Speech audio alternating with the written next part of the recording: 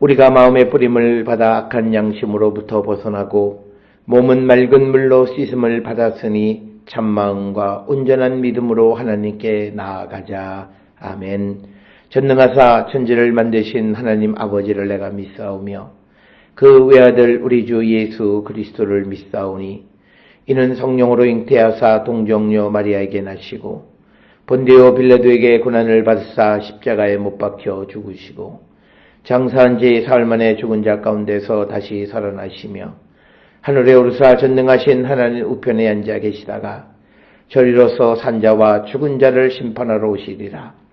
성령을 믿사오며 거룩한 공예와 성도가 서로 교통하는 것과 죄를 사하여 주시는 것과 몸이 다시 사는 것과 영원히 사는 것을 믿사옵나이다. 아멘.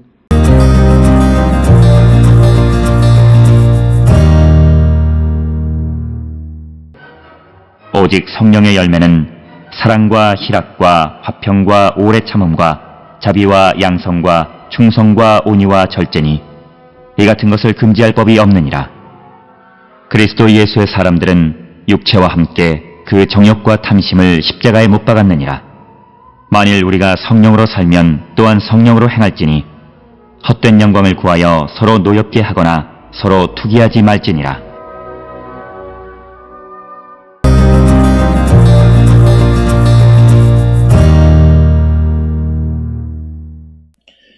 오늘 우리가 함께 읽은 갈라디아서 5장 22절로 26절에 있는 말씀은 우리가 잘 아는 성령의 열매에 대해서 기록하고 있습니다. 특별히 22절로부터 23절 2절에서는 소위 9가지 사랑, 희락, 화평, 오래 참은, 자비, 양성, 충성, 온유, 절제 이것에 대해서 나열하고 있는 것이 되겠습니다. 특별히 오늘 주시는 본문의 말씀에서 성령의 열매라고 하는 말, 그런데 이 열매라고 하는 말이 그 카르포스를 사용했고 또 카르포스라고 하는 단수형을, 그러니까 열매는 여러 가지가 있는데 왜 단수형 카르포스를 사용했는가라고 하는, 그리고 또 일반적으로 열매라고 하는 단어는 에르가라고 하는 말을 쓰는데 왜 여기에서는 카르포스라고 하는 단어를 사용했는가라고 하는 여러 가지 질문들을 우리가 제기할 수 있는데, 먼저 우리가 성령의 열매라고 하는 이 열매를 에르가라고 하는 헬라어 대신에 카르포스를 사용하는 것은 일반적으로 에르가가 어떤 율법의 행위를 나타낼 때 많이 사용하기 때문에 바울은 그것에 구별을 두기 위해서 카르포스라고 하는 그런 단어를 사용했다, 이렇게 설명을 합니다. 그러면서 이 성령의 열매들 하는 복수형을 쓰지 아니하고 단수형 카르포스를 쓴 이유가 무엇이냐라고 하는 것에 대해서 여러 가지로 설명을 하는데, 많은 설명 중 하나는 성령의 열매는 사랑이라는 거죠.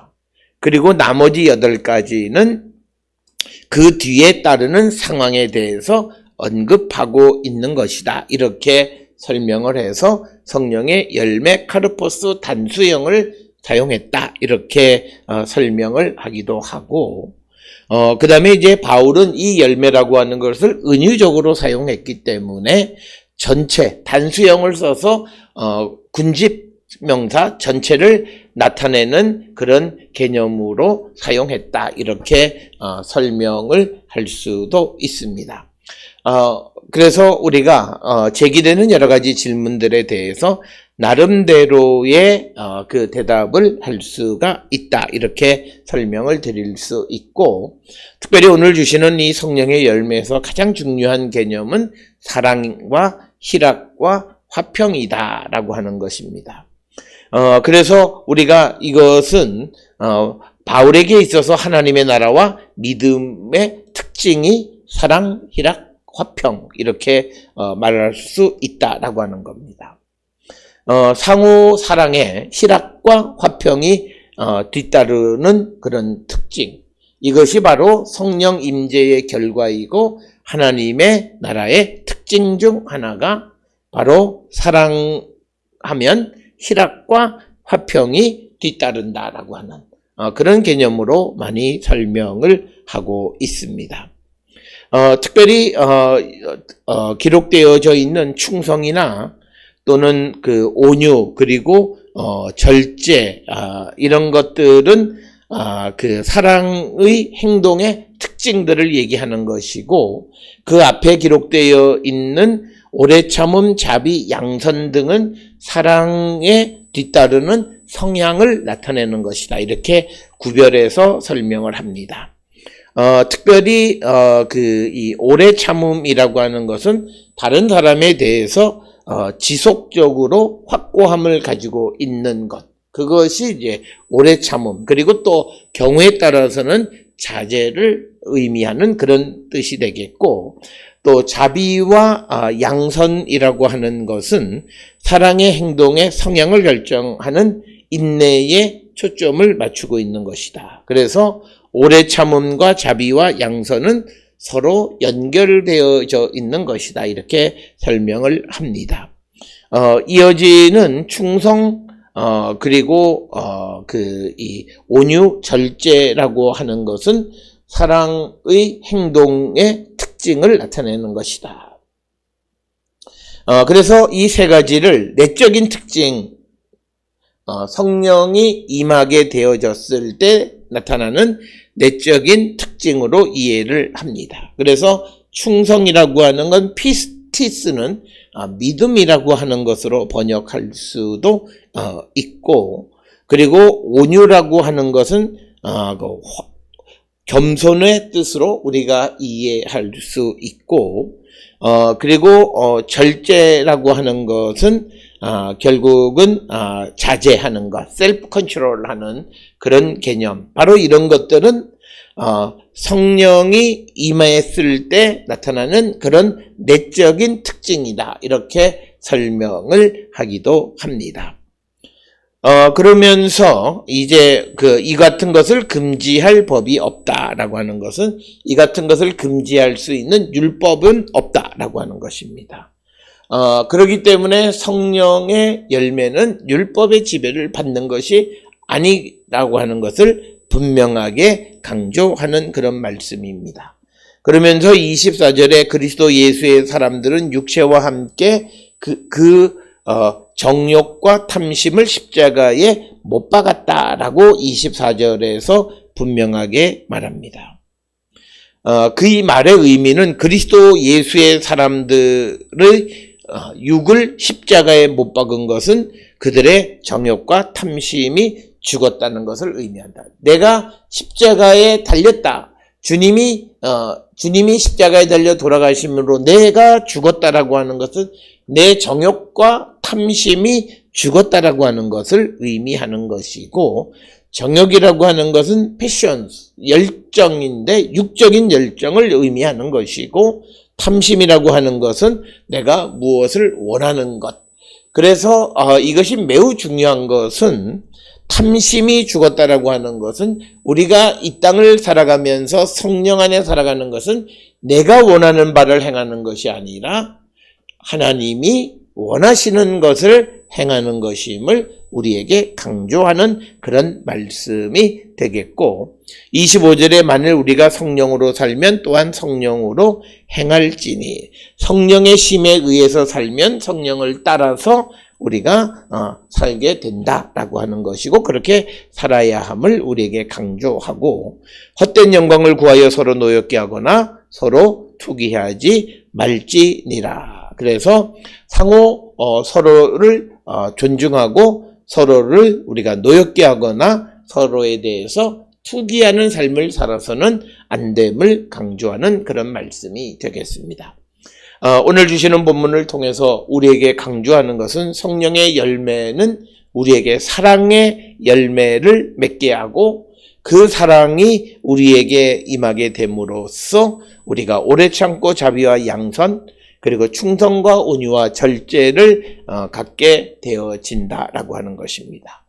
따라서 우리가 이 땅을 살아가면서 이제 우리가 십자가에 달리신 예수 그리스도와 마찬가지로 우리의 육이 죽었다라고 하는 것은 24절의 말씀처럼 정욕과 탐심이 십자가에 못 박혔다라고 하는 것이고, 내 원함이 아니라 이제는 하나님의 뜻대로 살아가는 자임을 강조하는 것이 오늘 주시는 말씀이고, 성령의 그 임재하심으로 말미암아 성령의 열매를 맺고 살아가는 성도들은 항상 사랑하고 희락과 화평을 누리며 살아가는 거룩한 성도가 되고, 오직 그리스도의 뜻을 이루며 살아가는 거룩한 성도가 다 될 수 있기를 주의 이름으로 축원합니다. 기도하시겠습니다. 사랑과 은혜가 충만하신 아버지 하나님, 우리 모두가 성령의 열매, 사랑의 열매를 맺고 살아가는 거룩한 백성 되게 인도하여 주시옵소서. 예수님의 이름으로 기도드렸습니다. 아멘.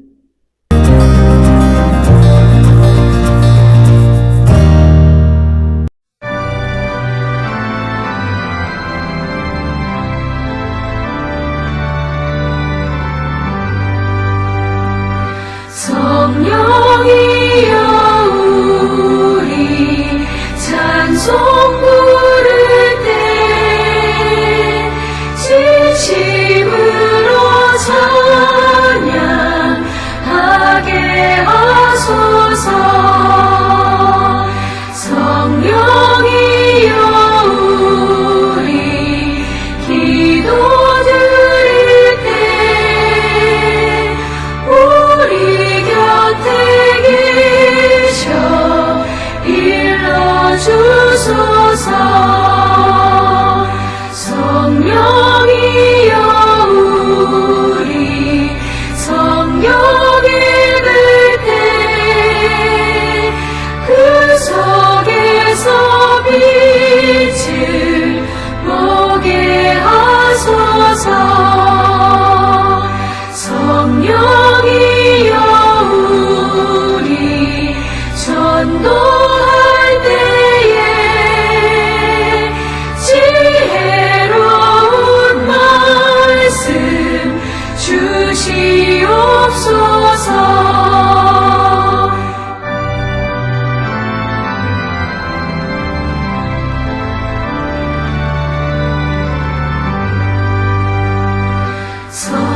성령이여 우리 겸손해져서 우리 주와 같이 되게 하소서. 아멘.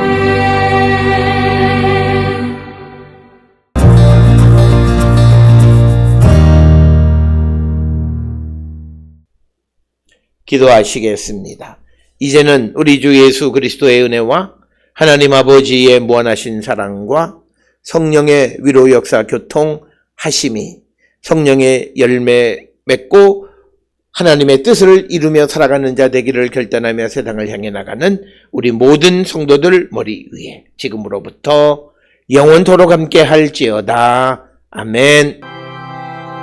주 너를 지키시고 그 얼굴을 내게 돌리시고